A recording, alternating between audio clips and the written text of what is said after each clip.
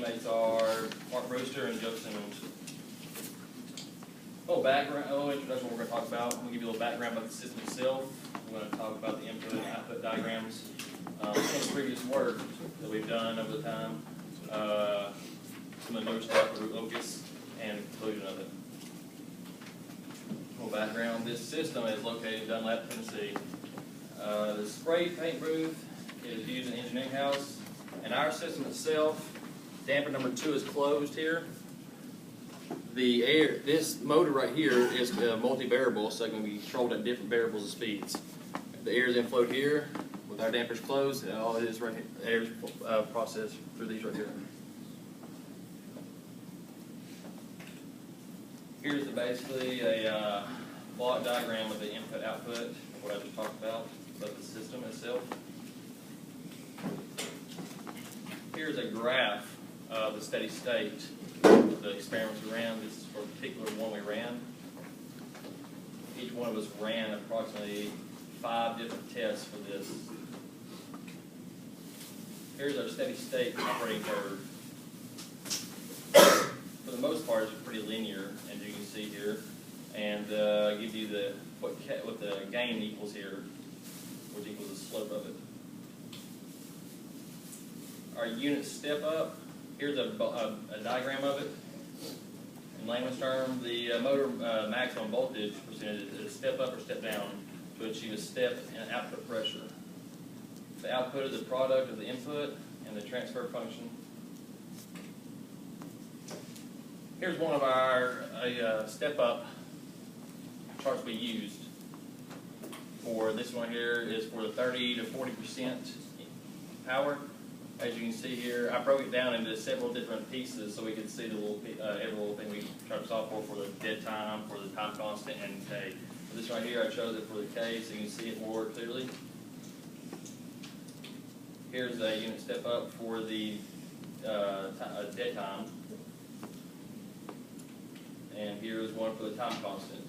Since those time constant and the dead time were so close together, I just chose it, like I said, do it 2 separate ways for y'all. For the step up, here is a graph showing the average gain for the system at different points of it, from the lower part to the middle part and the upper part. Here's our graph showing the average dead time.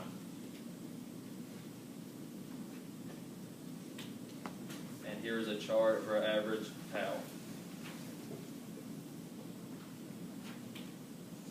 Here's a model for the step we use. It's for actually the same one for 30 to 40%. Here's a chart showing all of the step up for the experimental and the modeling. This right here shows the comparison. Because the modeling is supposed to show an example of how to do the experiment.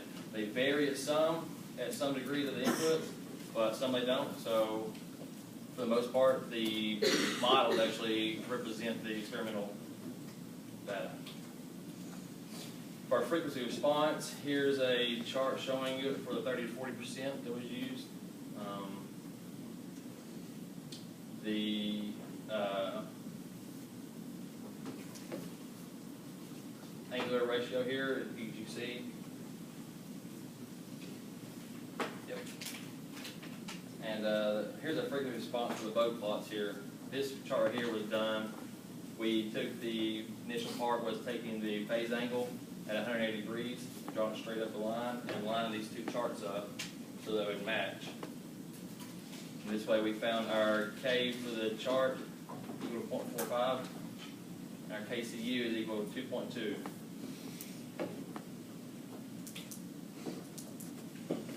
The Locus parameters is basically a model that allows you to find the roots when they become imaginary to complex. The main parameters inside there would be KCD, which is the highest value of KC that provides a monotonic stable output. This is found where the root goes from real to complex. KQD, value of KC that produces 1/4 of the oscillating decay. This is found where the ratio of the imaginary root to the real root is 4.5. KCU is the highest value of KC that can cause auxiliary. You can read that for yourself. And output marginally stable. And it's found where the real portion of the roof goes from negative to positive. This right here is a chart we actually did for the root locus. You can see, so we label each point approximately where it would go. This is for the 30 to 40% range. Here's a chart that compares all of our findings, all the groups together.